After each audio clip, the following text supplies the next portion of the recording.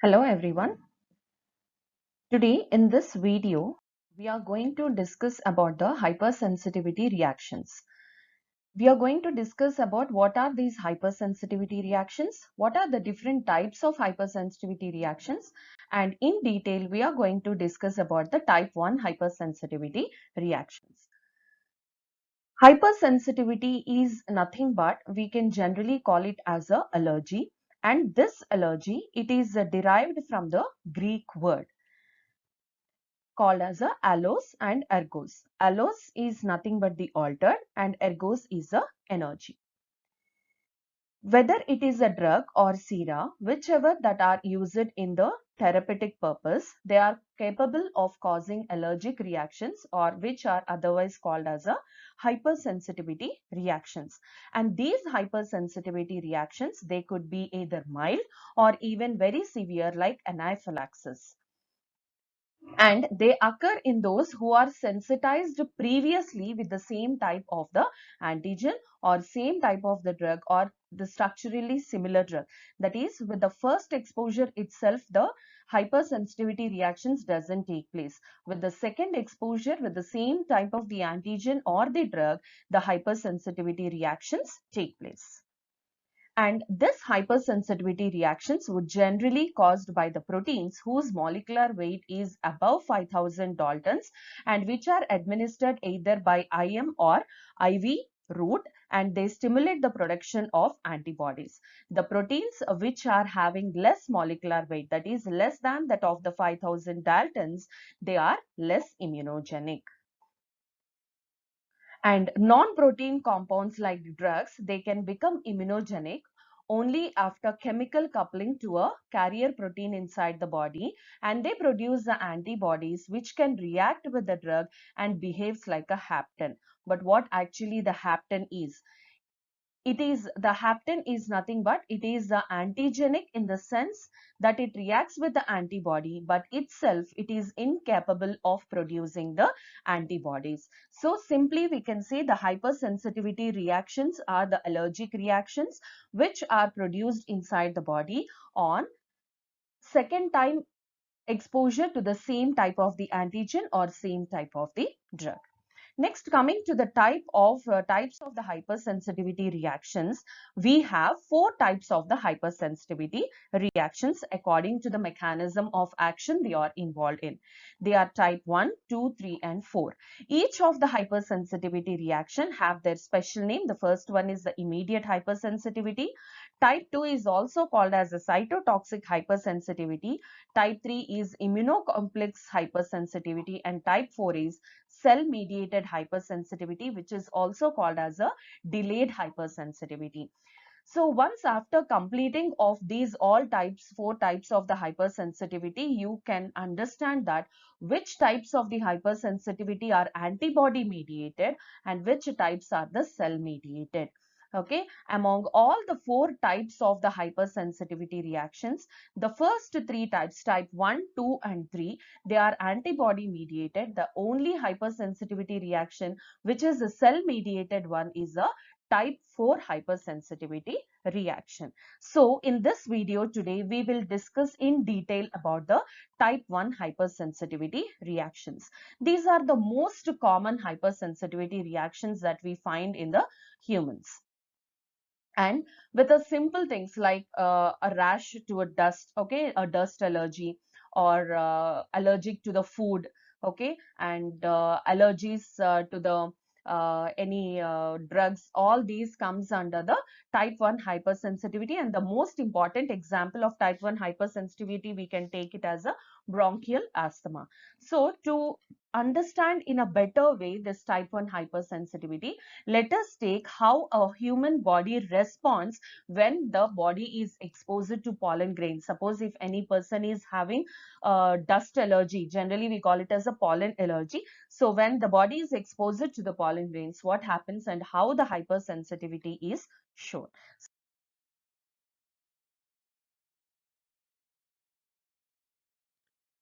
In the type 1 hypersensitivity reactions,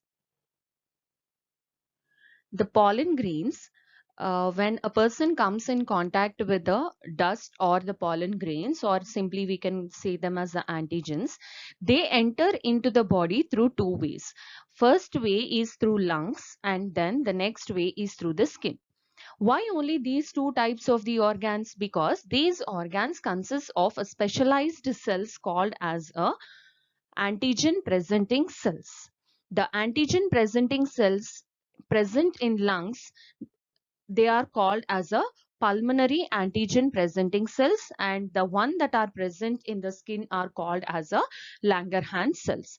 So these pollen grains will be identified by the antigen presenting cells, and these will be taken to the naive CD4 cells. That means a young CD4 cells, these antigen presenting cells will be sent.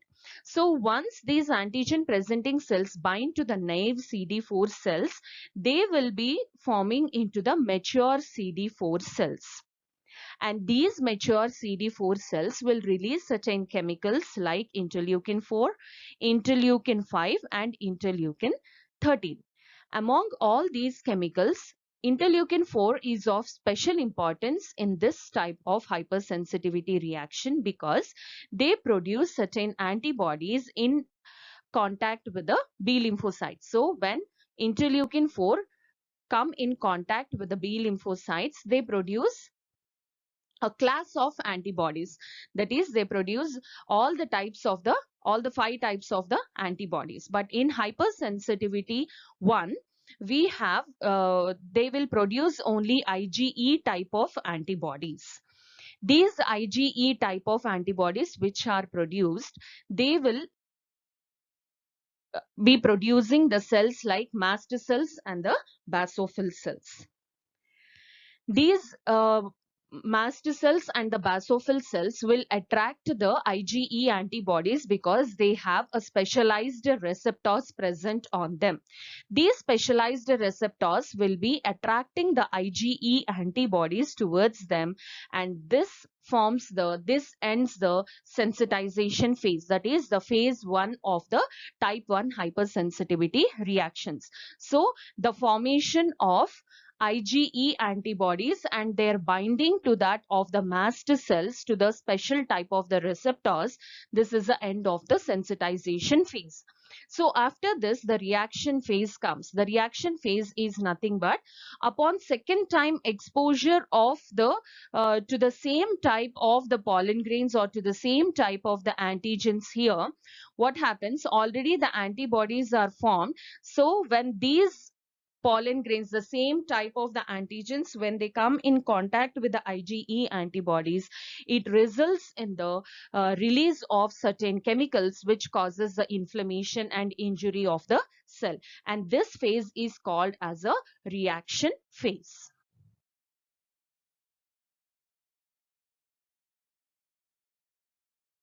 What are these reaction phases?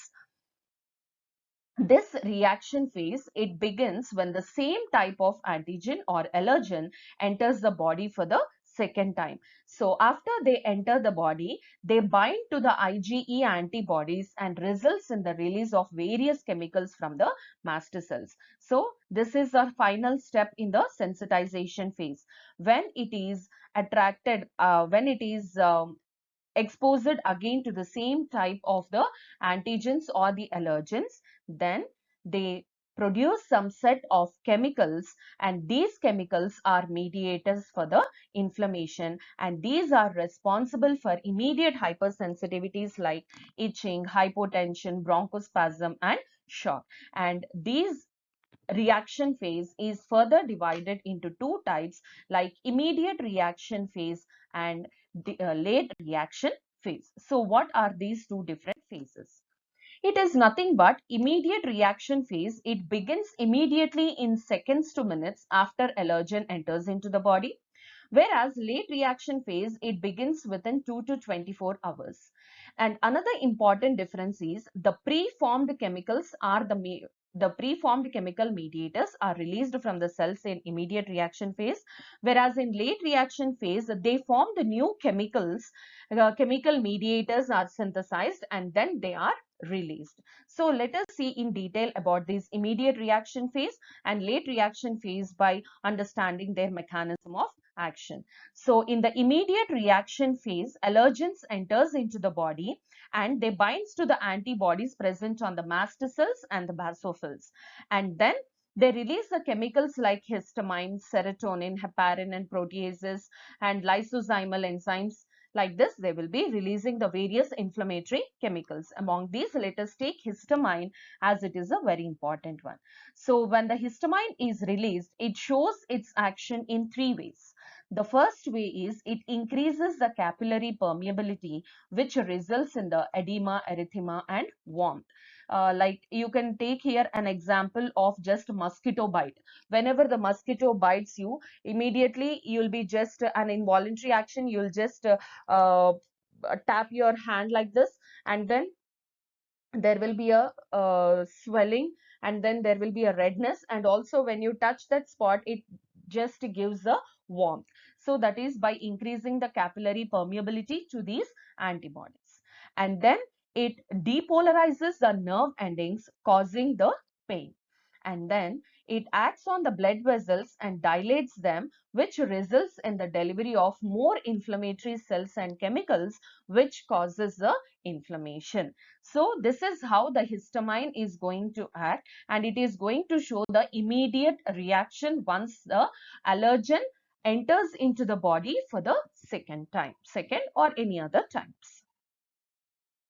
And then mechanism of late reaction phase. Here, the cell membranes of the mast cells consist of the phospholipids, and these phospholipids, with the help of an enzyme called as a phospholipase, they will be converting into arachidonic acid. And this arachidonic acid is responsible for the production of prostaglandins, and these prostaglandins causes cell infiltration, tissue damage, smooth muscle spasm, and edema. And also they produce some leukotrienes,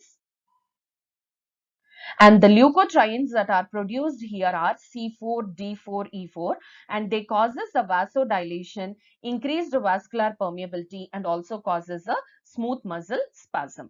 And it leads to the continuous influx of inflammatory cells at the site of allergy. And all these chemical mediators that are newly synthesized from the mast cells and basophils causes hypersensitivity reactions. And the main example we can take here is a asthma. So this is how the late reaction phase happens.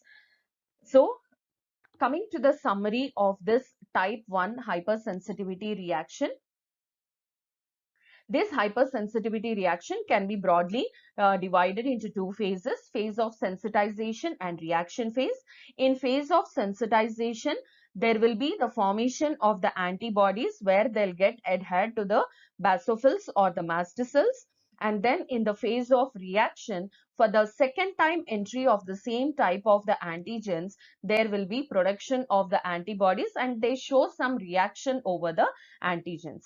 And this reaction phase is again divided into immediate reaction phase and late reaction phase. The immediate reaction phase, it immediately occurs within seconds to the minutes, whereas the late reaction phase, it occurs in some 2 to 24 hours. In immediate reaction phase, the chemicals, the preformed chemical mediators will be released from the cells, whereas in the delayed or the late reaction phase, the chemical mediators will be newly synthesized and they will be released, thus causing the hypersensitivity reactions.